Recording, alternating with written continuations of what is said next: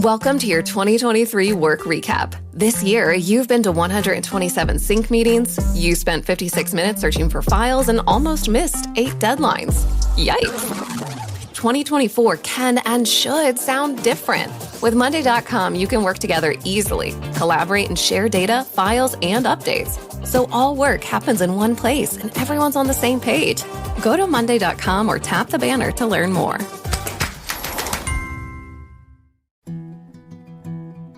A science story, huh? These NYU scientists, they felt right. I was so And I just thought, well, I had figured it out. It was that golden moment. Because science was on my side.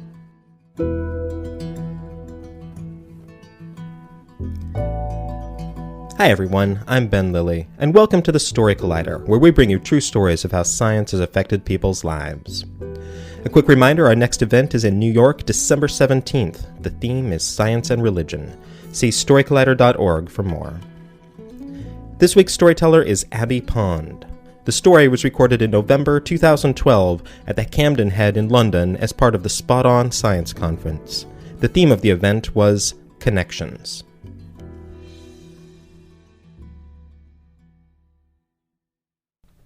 rural Canada, I'm Canadian if you can't tell by the accent, has a smell to it that kind of matches the seasons that you're in. Every place is a bit different, and I've lived in a lot of different places. But the larch needles and aspen leaves in Revelstoke, British Columbia, where I spent 5 years, I can smell them. The maples outside my grandparents' house in New Brunswick, where I spent every Sunday afternoon for 15 years. One whiff of fallen maple leaves, and I'm right back there. So this time of year, walking through London, it takes me straight back to the outdoors, where most of my memories happen from my childhood, and most of those great memories come from the time I spent with my dad. He taught me how to paddle a canoe and how to paddle it not only so that you're going down the river in a straight line, but also to do it silently so you can sneak up. And you can never take your paddle out of the water, and you can sneak up on animals and all different kinds of stuff. Some of the stuff my dad taught me while we were doing that, he taught me without a word. But there was always a very deep sense of connection with the place and with him. So I can, when I smell those smells, I can think of those times where he didn't say a word, but we might be out and doing those things. So nothing calms me more now than standing next to water, which means I probably should have been holding the pint instead of the iPhone. But my dad and I used to sit on our deck of our camp every Saturday morning. We go up and we just sit there for an hour or two, staring at the river, watching it go by. He taught me how to fish and hunt and take care of the things and the people that I care about. He also instilled a curiosity with me, and I think it was out of laziness, because I would say, "Why is this like that, Dad?" And he'd be like, "Why do you think?" I'm like, And so then I'd go find out. It's quite obvious then there was really no other choice for me than science. I never considered any other career. And I set off to university thinking I was going to be a doctor. But I got to pre-med, and all of the people I went to pre-med with were absolute shits. They didn't care. They didn't care. They did not care about people. They didn't care about healing. They were just, they were awful. So I switched in my first year of university and also it was really boring. I went to university to learn stuff and it was boring. So I switched into biology and moved on in with a bunch of engineers. So I got to drink beer and study biology, much more interesting. However, I lived in a city. And this is the first time I'd ever lived in a city. I grew up in a town of 1,000 people. So I'd lived in a city of 100,000 people. That's a big city in Canada, eh?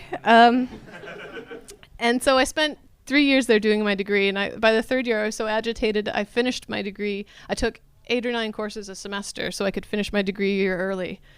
And I decided that I didn't want to be in a city anymore. And so I took my biology degree. I went and did a wilderness guiding diploma and became a wilderness guide and a naturalist. So I spent my days learning about native plants and all of the plants that are around us in Canada and the stories behind them. So the historical use of those plants, what they were used for, if they were medicine, if they were used for making rope, or if, Indians fed them to English people that came over and tried to invade their territory. Took all of that stuff and taught it to all of the hapless tourists that paid me money to tour them through the Canadian wilderness. It was actually quite a lot of fun because I got to canoe every day. I got to spend time in the woods, and I got to learn more and more about the area that I love so much. In 2005, my dad was diagnosed with cancer. And at the time, I was living on the other side of Canada. He was in New Brunswick. I was in BC. And I spent 2 years traveling back and forth. And eventually, I just gave it all up. I moved home. I couldn't stand it anymore. And I decided I was going to spend what was then 2007 with him. So I moved home. I'm like, Dad, let's have some fun. He's like, okay, need a porch. So we built a sun porch on the front of the house so we could sit and watch the cars go by and say, somebody was in that car that was, Doug got a new truck. Yeah. That's high entertainment in my town.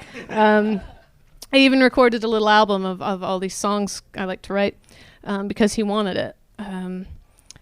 After a few months, he got tired of me being there, though, and he said, why are you sitting here waiting for me to die? This is dumb. And so he kicked me out. And I'd sold my house. I had a lot of money. Well, a lot of money. I had some money. And so I went to London, came to Iceland, went to Paris, went to Hungary. So I was kind of kicking around doing these things. And my dad died a couple months later on Good Friday. My siblings were there, and I was here. And he had my song playing on the stereo in his room. And they played Dickens' funeral. But I haven't written another song since. And I was just exhausted from this emotional roller coaster of everything. So I'd missed a trick. If I'd been a doctor, maybe I could have helped. If I'd been logical and rational and maybe stuck to the science more, maybe I could have done something. It's time to, put down the stupid guitar and stop paddling around and, be logical and reasonable and do something with my life. So I moved to London permanently. Well, I thought it was permanently. The Home Office thinks otherwise. I got married, I had a child, and I started a Master of Science in Climate Change, all in the same year, which was kind of a stupid idea, looking back at it. And I kind of ensconced myself in this city of stone and concrete. And Londoners really don't care about you. So we all live in these little invisible bubbles, and it was great insulation against everything that I'd been going through. I could save all of my emotion and channel it into anger when I was cycling into work and there were dickheads all over the place, or something happened and I could just be on Twitter and I'd be twoutraged, absolutely twoutraged. I could tweet. It would be great because anger is just the easiest feeling, and it was kind of the only feeling I let myself feel. And I'd started studying climate change because I was angry. We had all this real science staring us in the face and nobody was doing anything about it. So I was going to do something about it. And science isn't like that at all. Science is messy. It's human endeavor. We're all humans. And I was trying to remove the human element from it. But I wish someone had kind of told me that before I started doing a master's. In my second year of my master's, which I was doing part-time while working full-time, which is another stupid thing to do, never do that. I took this course called Cultural Landscapes. And the only reason I took it was because everyone in the year before had said it was the most amazing course ever. So I took this really awful course the year before, and I thought, if this is good, then it'll make up for this awful course that I'd taken. But on the surface, it really had nothing to do with the real science that I was looking to do. There was nothing logical or rational about it. One of the lectures was on shamanism and trances. What the hell that had to do with geography, I still don't know.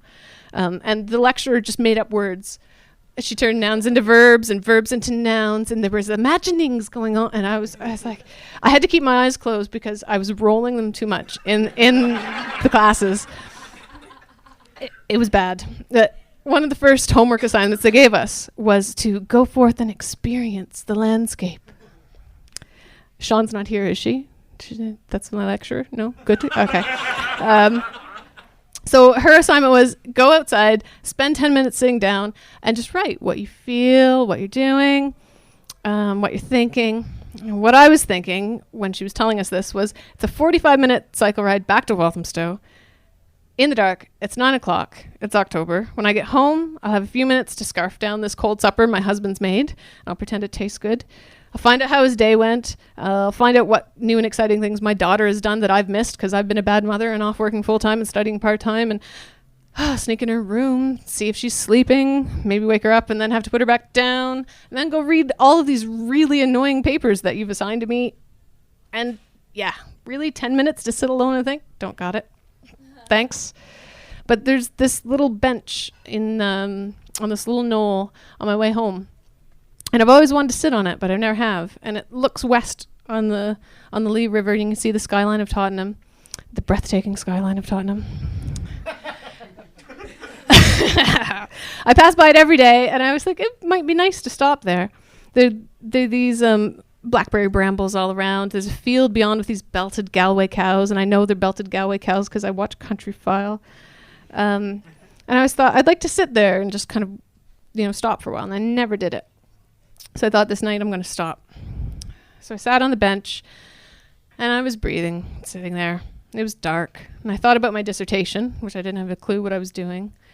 And I still, sitting there, I thought, I'll sit here and I'll think about it and it'll be great. And no, I still had no clue what I was going to do. I was just listening to the kind of city murmuring beyond, nothing to do. And I felt the cold of the bench, kind of sleeping through. And I wrote down on my piece of paper, my ass is cold. And then the wind was talking in the brambles, and I'm like, I'm just going to make up a story. Oh, it's making fun of the joggers that were running by all day. He's like, see those joggers, that woman? And she shouldn't have been wearing that spandex. And but eventually, all you could do in the dark was smell.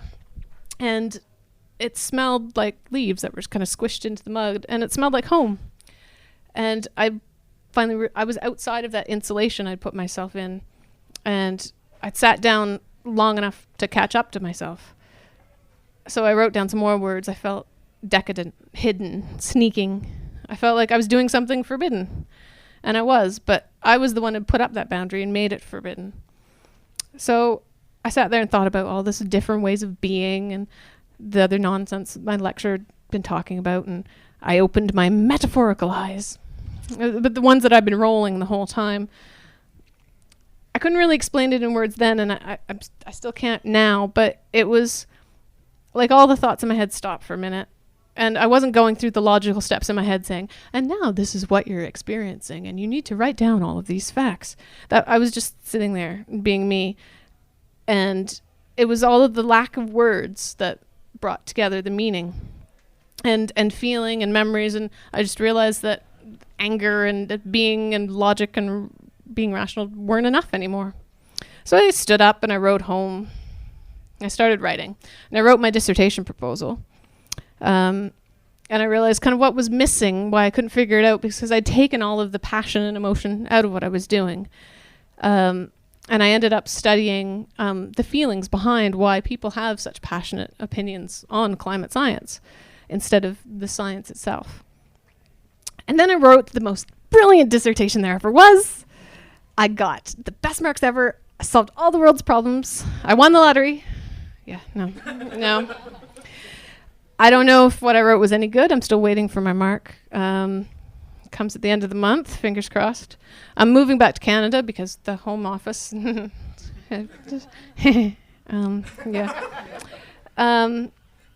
But I'm going to be running a charity that looks after a river in Canada, and it's actually the border between Canada and the US. And my job is to listen to all the people that live in the area and the governments on both sides of the border come up with a management plan for all of the environmental, cultural, historical stuff that goes on there, and then get everybody to agree on how to do it. Sounds really fun, right? Yeah, right? It's a lot more fun than cycling through London Fields on Friday night, and you try to dodge through everybody, and yeah, it's a lot more fun. But I get to take my canoe out anytime I want, put it in that river, paddle down. I get to teach my daughter how to do the very same things that my dad did.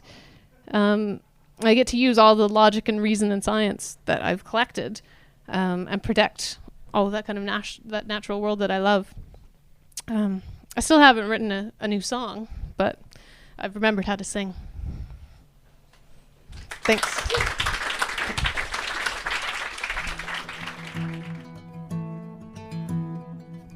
That was Abby Pond. Abby recently completed her master's in climate change management at Birkbeck. Originally from Canada, she's worked as a naturalist, musician, conservationist, and flogger of websites. Her scientific claim to fame, to date, was the contribution of a knitted Punnett square of peas for a recent exhibition at the Science Museum. For more science stories, take a look at storycollider.org, where you have our magazine, archives of the podcast, and upcoming events. The Story Collider is produced by me, Brian Wecht, and Aaron Barker. The podcast is produced by Rose Eveleth.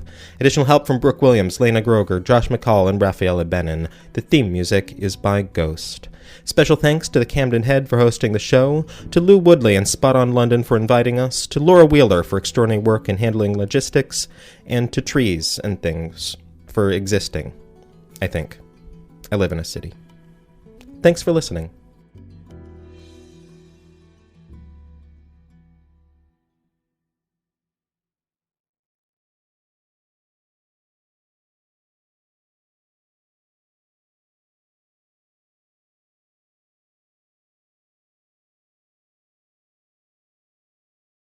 Let's talk about Medi-Cal. You have a choice, and Molina makes it easy, especially when it comes to the care you need.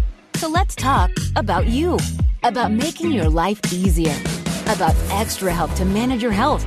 Let's talk about your needs now and for the future. Nobody knows Medi-Cal better than Molina.